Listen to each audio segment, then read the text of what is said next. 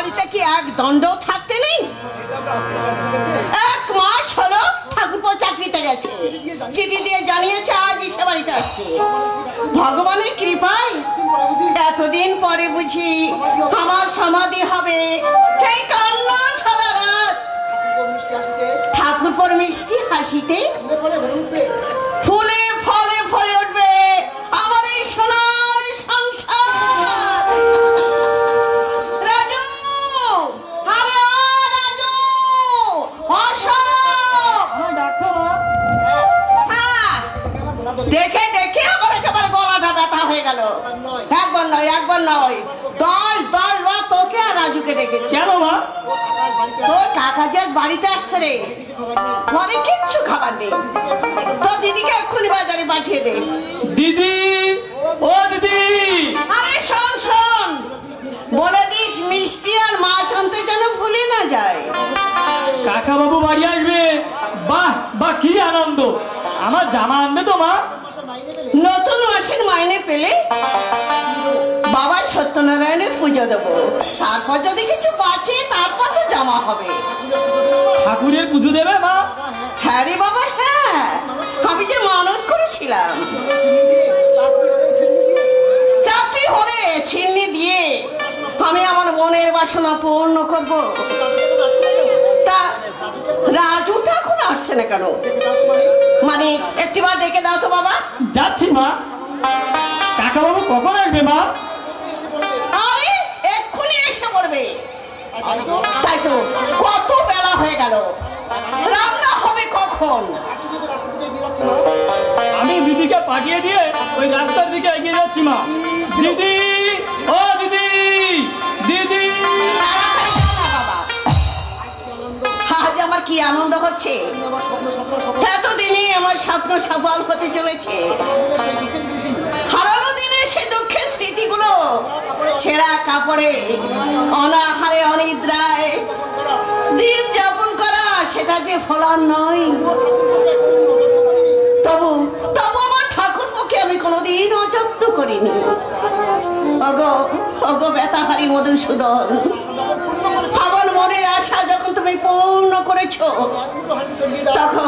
তখন তুমি এক মুঠো হাসি ছড়িয়ে দাও আমার এই ভাঙা কুড়িয়ে গড়ি। যেমন এক মুঠো ফুল দিয়ে তুমি অশান্তির আগুন জ্বেলে দিও না ঠাকুর। আগুন অসত্য কোথাও যেতে দিও না। স্বামী, কেন বলো তো? আজকালকে নতুন মার্বেল খেলা শিখেছে, আর তাই নিয়ে পড়া ছেলেদের সাথে তেমন ঝগড়া। আচ্ছা বড় বউ, আজ দেখছি সবার মুখে হাসি, চারিদিকে যেমন খুশি জ্বর। ব্যাপারটা কি বলো তো বড় বউ? ঠাকুরপো বাড়িতে আসছে। তাই নাকি? সুরেশ বাড়ি আসছে? কে বললো? আরে পিও চিঠি দিয়েছে, পড়লেই বুঝতে পারবে। তাই তো চিঠিটাকে আমি ঘরে রেখে এলাম। আচ্ছা ঠিক আছে, এই কাঠ ফাটা রোদি তো বাড়িতে আসবে। 1 গ্লাস শরবত বা অন্য কোনো খাবার ব্যবস্থা করতে হবে না? ঠিক কথা তো, ঠিক কথা, কিন্তু কিন্তু কেন? আজ বুঝলে বড় বউ, আমার হাতে যে একটা পয়সা নেই, বাজার যে কিনে হবে। আমার জন্য আমাদের তেমন মাথাটা গোলমাল করছে। দেখো, কাল মিত্তি বাড়িতে ধান মেনে আমি 8 আনা পয়সা পেয়েছিলাম, আমার আসলে বাধা আছে।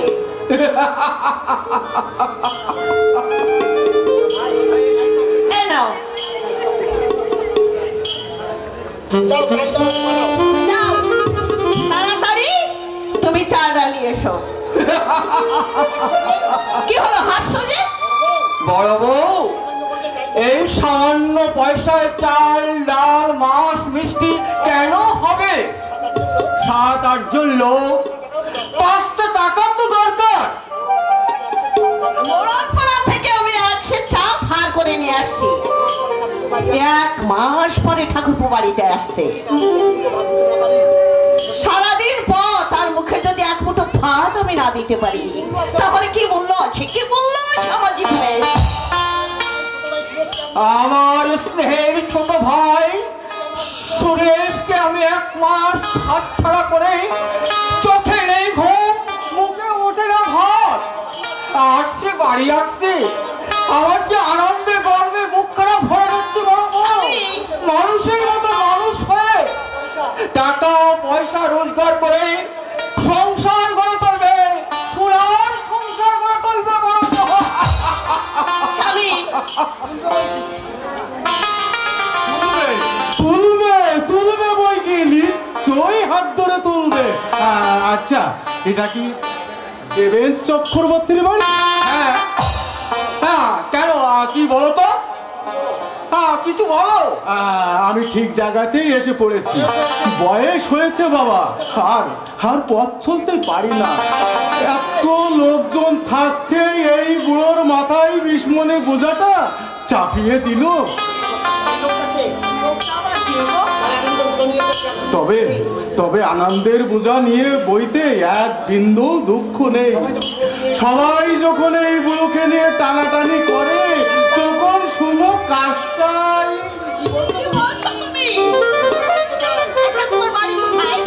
সে অনেক দূর। তুমি কি তাহলে সুরেশ বাবুর দাদা? আচ্ছা, ঠাকুর তো বাড়িতে নেই? আসবে আসবে মা, ঠিক সময় আসবে। আমি তো সেই জন্যে শুভ সংবাদটা ছোটাছুটি করেই দিতে এলাম মা। ওরে রাজু, রাজু, তাড়াতাড়ি ঘরটা পরিষ্কার করে দে। ওরে, আর তুমি বা দাঁড়িয়ে আছো কেন? তাড়াতাড়ি অশোককে ওই মোড়লের বাড়ি পাঠিয়ে দাও।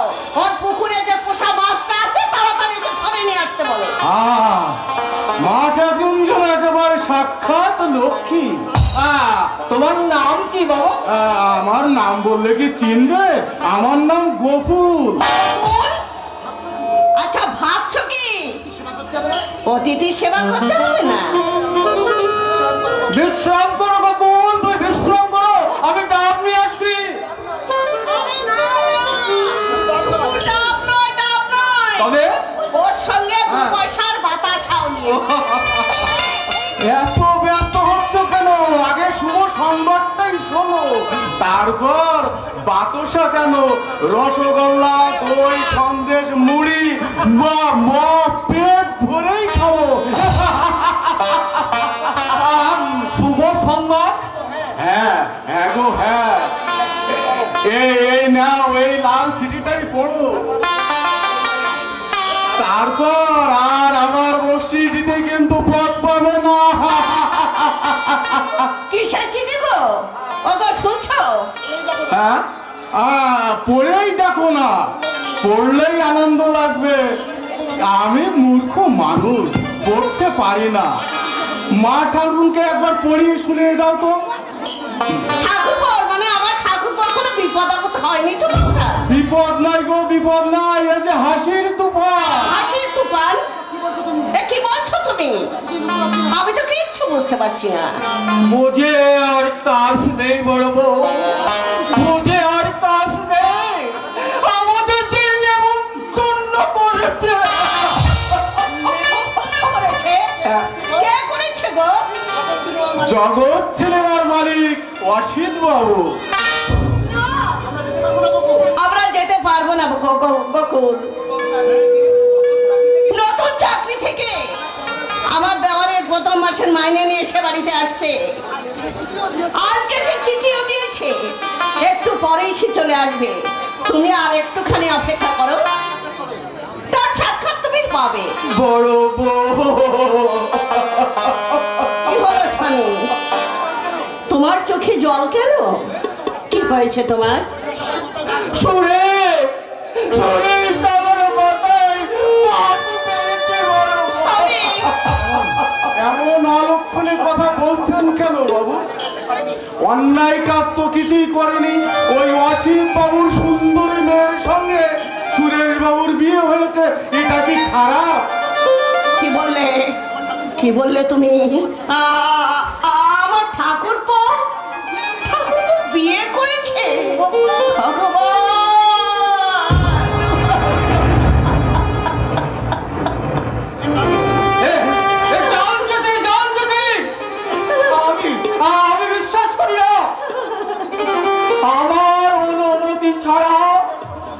সুরেশ তখন এমন কাজ করতে পারে না। এই পৃথিবী সরকার হয়ে গেল। সত্যবাদী আমার ভাই পেট ভরে খেতে না পারলো, কান্না ছাড়া রাতে সত্য সাধন হবে না। আমার কথা মিথ্যা নাই বাবু, এই গা আমার অজানা, চলবার শক্তি নেই। কত লোকের কাছে সন্ধান নিয়েই তবে আমি এসেছি। মিথ্যা নয়, আশ্চর্য বড় আশ্চর্য। এই ঘটনা আমার কল্পনার বাইরে।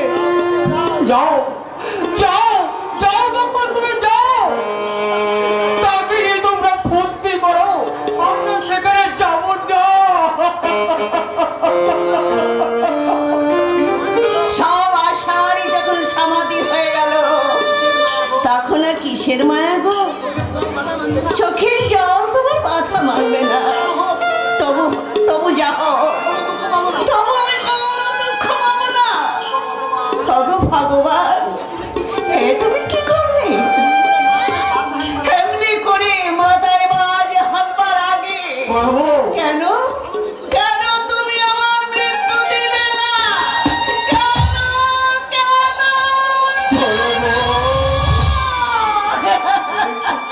এই নিরপরাধ কপুলের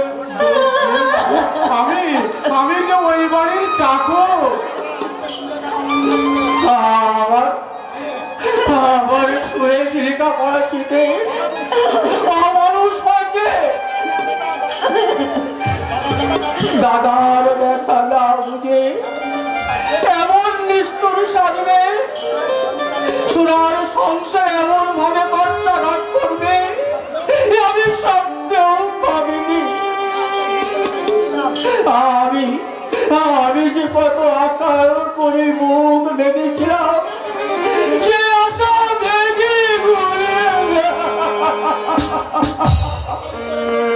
এই অন্তরে জ্বলতে শুরু করলো ব্যথা। স্বামী, তোমরা যদি সবাই হাউ হুতাশ করো, আমি চাকর বাকর মানুষ, কি জবাব দেবো ওই বাবুকে? ঠাকুর বলতে তুমি বলো, তোমার বৌদি তাকে আশীর্বাদ করেছে সে যেন সুখী হয়, সুখী হয়। তাহলে আমি আসি বাবু। মানুষ মুটু মুটু ভুল নিয়ে পৃথিবীতে আসে, আবার ভুল নিয়ে মনের শান্তি পায়। ভালো মন্দের বিচার সব তোমাদেরই উপর। তবে কথা বাবু বড় ভুল করেছে। বড় ভাইকে কাঁদিয়ে কেউ কোনোদিন সুখী হতে পারে না। কেউ সুখী দোষ বুঝলে বলবো, দোষ কারণ নাই বলবো, দোষ হচ্ছে আমার এই পুরো বলবো, এই পুরো দেবতার মতো দাদাকে হারিয়ে শ্বশুরের অর্থ দেখে 2 দিন মন ভরবে। যেদিন কাল কেউটের সবল খাবে, সেই দিনই বলবে ভীষণ জ্বালা কত তীব্র। টাকা পয়সা সোনা দানা 2 দিনের জন্য আমার আফসোস। মা লক্ষ্মী প্রতিমা মায়ের মুখের দিকে একটি বারও তাকাল না। আচ্ছা, আমি তাহলে এখন আসি মা ঠাকুর। বকুল আবার আসবো মা, আবার আসবো। যেদিন এই সোনার সংসারে ফুটবে এক টুকরো হাসি, ভাইয়ের বুকে মাথা রেখে ভুলের সংশোধন করবে, সেই দিন ছড়ি দেবো মা আমার মুঠো মুঠো আশীর্বাদ। মা মুঠো মুঠো আশীর্বাদ।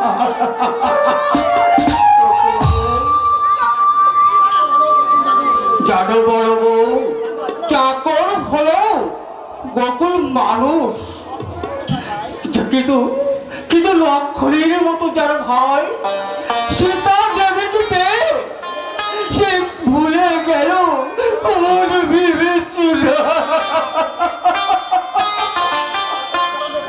কত আশা ছিল জানো, হ্যাঁ কত আশা ছিল ঠাকুর বাড়ি এলে আমি ঠাকুরের পুজো দেব, সবাই একসঙ্গে বসে শাক ভাত আমরা মুখে দেব।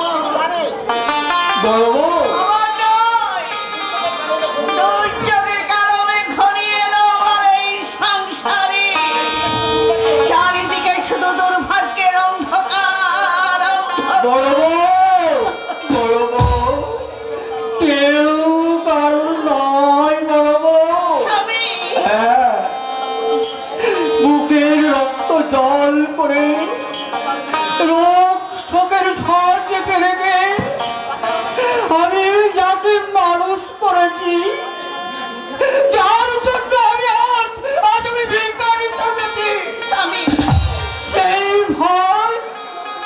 সেই ভয় সুযোগ বুঝে স্বামী বড় আঘাত ভগবান, এতদিন পরে এসে তোমার খেলা।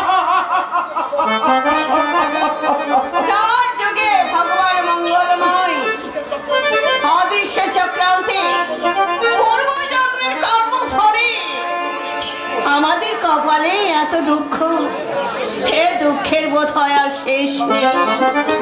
সংসারে বুঝলে বড় বউ, এই সংসারে কেউ কারো আপন নয়, স্বামী। সবাই পর। কি বলছো? আমি না রকি, আমি না পাগল হয়ে যাচ্ছি রকি, আমি পাগল হয়ে যাচ্ছি। স্বামী চোখের জলে ভেসে যাবে কোন এক অজানা দেশে।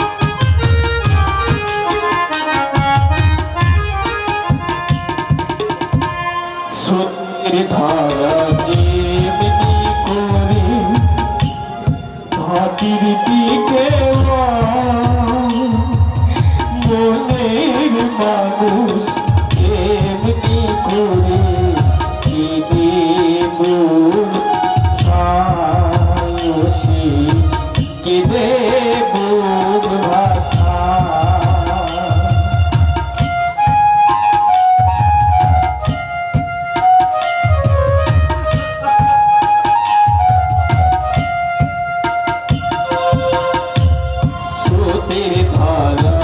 যেমনি করে মাটির দিকে মনের মানুষ তেমনি করে দেবুর ভাষা ও সে দেবুর ভাষা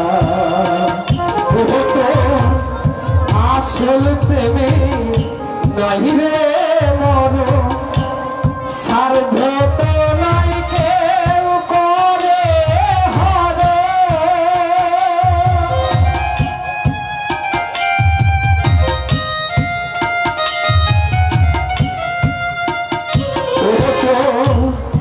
আসল প্রেমে নাই রে মন সার্ধ তো নাই কেউ করে রাখিস তারে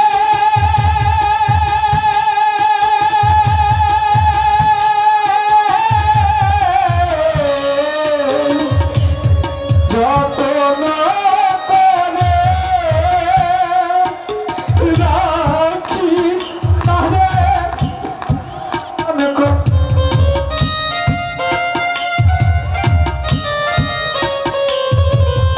রাখিস তারে যতন করে মনের আয়না মনের মানুষকে চলে যা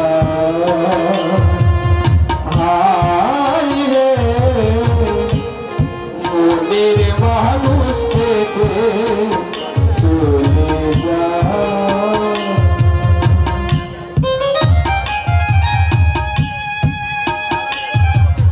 ঠিক বলেছো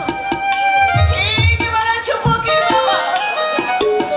যাকে যাকে আমি এতদিন আপন ভেবে দুধ কলা খাই আমি কোলে তুলে মানুষ করেছিলাম, আর সে ছবল মেরে দূরে থাকতে চায়।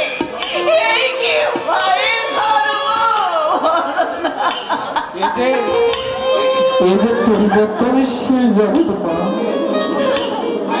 ভাইয়ের মতো শত্রু এ দুনিয়ায় আর একটিও নেই, আবার ভাইয়ের মতো বন্ধু দ্বিতীয় আর নেই। চোখের পানি মুছে ফেলবা ফকির বাবা, খোদার দোয়া তোমার এই দিন আর থাকবে না। এই অশান্তির সংসার ছেড়ে আমরা অন্য উপায় আশ্রয় নেব। চলো চলো রক্তে চলো, রাজু আর রক্তে তুমি শান্তি ভুল বুঝে অনুতপ্ত হৃদয়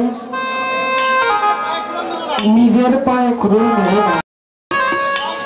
সংসারে যে হয় সেই রয় আছে, আগেই ঝড় লাগে মা। আত্মা পেয়েছে বলে নিজের ধর্ম কর্ম বিসর্জন দিও না মা। তোমার উপদেশ আমি আজীবন গেঁথে রাখবো আমার অন্তর মন্দিরে।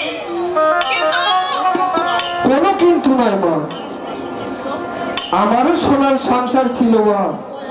খোদার দোয়ায় আমি এক সর্বহারা ফকির। মাগো, খোদা যা করে সব মঙ্গলেরই জন্য। আবার পাবে তোমার সেই সুখের দিন, আবার বহিবে তোমার আনন্দের জোয়ার। ও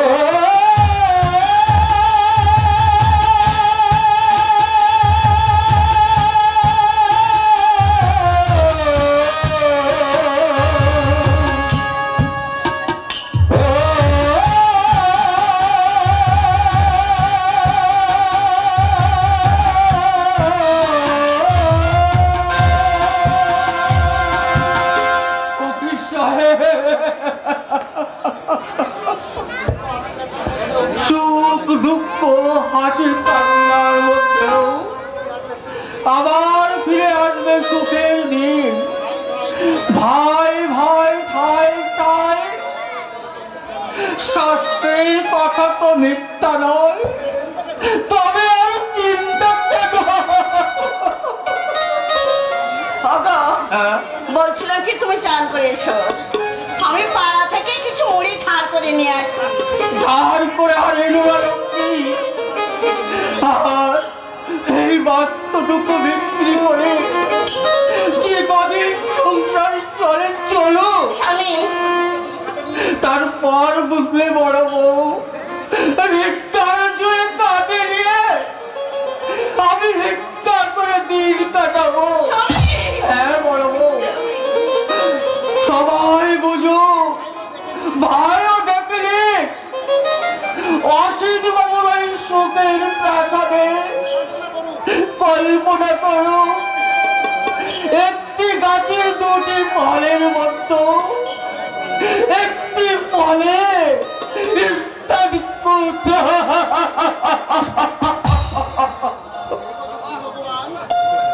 দুঃখীর ভগবান, আমি কি চিরদিন কেঁদেই যাব? কান্নার কি আমার শেষ হবে না দয়া? আমার আশার সমাধি করেছো, ভেঙে দিয়েছো আমার সুখের স্বপ্ন।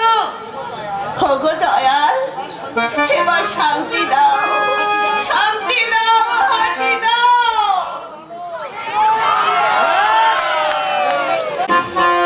নেই নেই নেই নেই, হাসি নেই, শান্তি নেই। অসিত বরং রায় আমার পুত্রকে অযোগ্য মনে করে অসভ্যকে ও সুরেশকে করেছে জামাই।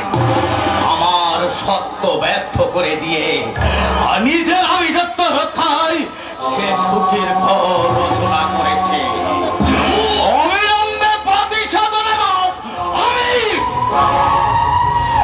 আমি তার সুখের ঘরে দাবানলের আগুন জ্বালিয়ে দেব।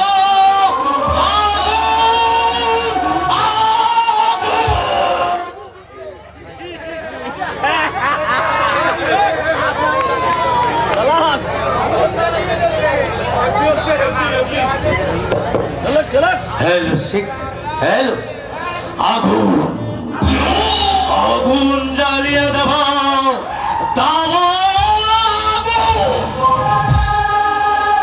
সেদিন তুমি বুঝবে এই বিকাশ রায়ের দেওয়া আগুন কত তীব্র, কত ভীষণ, কত ভয়ঙ্কর।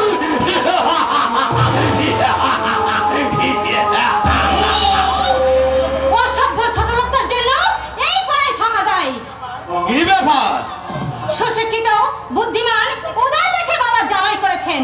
তাছাড়া স্বামীর প্রতি মাসে মাইনে 1000 টাকা, তাই হিংসায় সবাই জ্বলে যাচ্ছে। তাই নাকি? আমি শুধু বলেছি বড়লোক হতে বেশি দিন সময় লাগবে না। এই কথা শুনে সবাই মুখ ভার করে আমার নির্দেশ স্ট্রাইক করলো। আরে কপালে সুখ থাকলে 2-4 দিনের মধ্যে 4 তলা বাড়ি তৈরি করা যায়। কিন্তু আমাদের নোংরা কথা আমি সহ্য করবো কেন? তারা আমার মতো, তোমার মতো সুশিক্ষিত নয়, যে আসল জিনিসটা অনাশায় বুঝতে পারবে। তাছাড়া গরিব যায় গেও পরিবেশের ছেলে, বড় লোকের জামাই হবে তা স্বপ্নেও টের পাইনি। গুণ, বিদ্যা, বুদ্ধির তার অন্ত নেই। অসভ্য জঙ্গলি পরিবেশে জন্ম হলেও শিক্ষা জীবন কত বড় তা কল্পনা করাও কঠিন। সেটা তোমার কাছে, কিন্তু আমি এসব একদম পছন্দ করি না।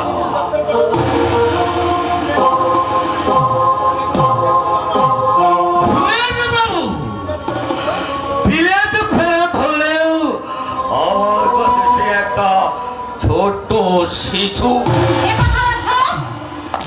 অর্থটা খুবই সোজা। এই শিক্ষিত পরিবেশের মাপকাঠি সে সহজে বোঝে না। আপনার কথাগুলো আরে সহ্য হচ্ছে না, এই তো।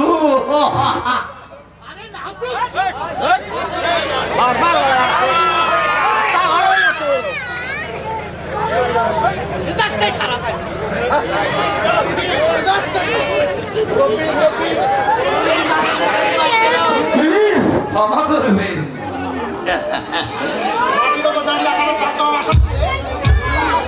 তারা আমাদের মতো সুশিক্ষিত নয়।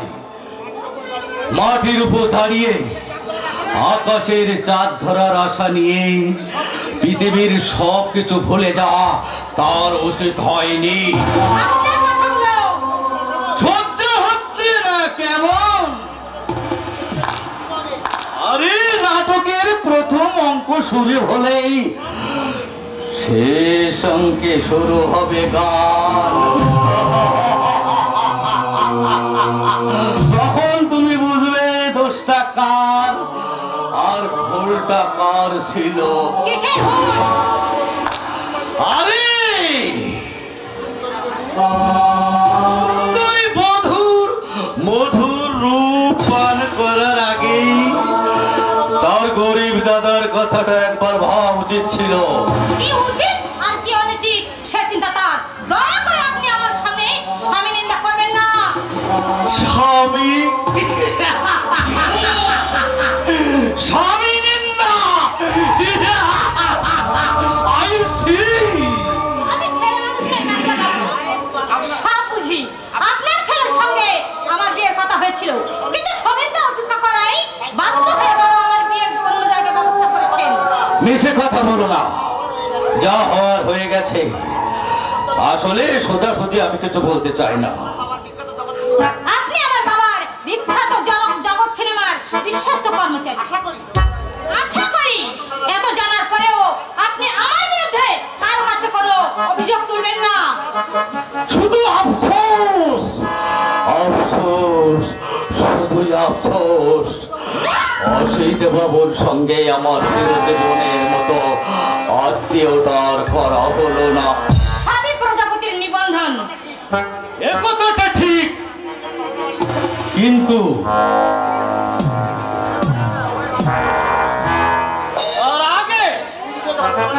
তুমি যদি ওকে ভালো না বাসতে তাহলে আপনার পুত্রবোধ হতাম, এই তো? এর জন্য সাক্ষী শুধু ভগবান।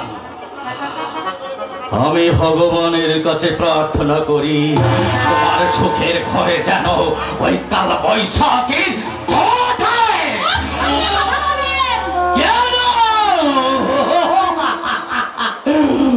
তোমার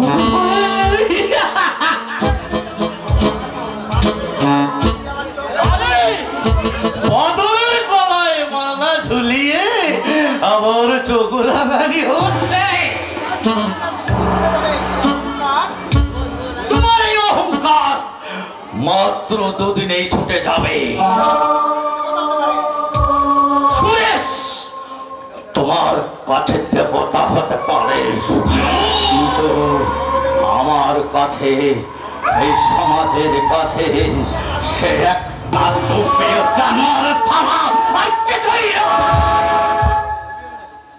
কি ব্যাপার?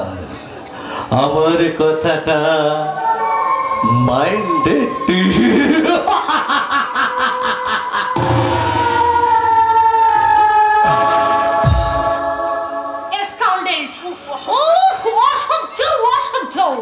আচ্ছা, এই প্রতিশোধ যদি আমি না নিতে পারি তবে আমার নামও স্বপ্ন নয়। আমি আজই বাবার কাছে নালিশ করব। স্কাউন্ডারটা জানে না যে সাপের মেয়ে সাপিনী হয়, আর কালনাগিনীর গায়ে হাত দিলে সে তো সবাই মারবে। মার না দিলে কাজ আদায় হবে না। ছাড়ওয়ালার কি সাহস রাস্তাঘাটে সিনেমা হল পরিষ্কার করবে না? কি আশ্চর্য! প্রতিদিন আমি 2 টাকা নগদে বিটিয়ে দিই, আর কাজের বেলায় ফাঁকি। সব কর্মচারী ফাঁকি দিচ্ছে বাবা। এর পুরোপুরি কৈফিয়ত আমি ওই ম্যানেজার বাবুর কাছ থেকে আদায় করব। একবার নয়, 1000 বার। ঘরখানে একেবারে ডাস্টবিনে পরিণত হয়ে গেছে।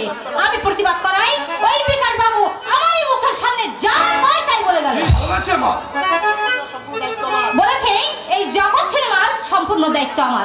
কিন্তু তোমার বাবা যে চক্রান্ত করে আমাকে এমন অপমান এ আমার জানা ছিল না।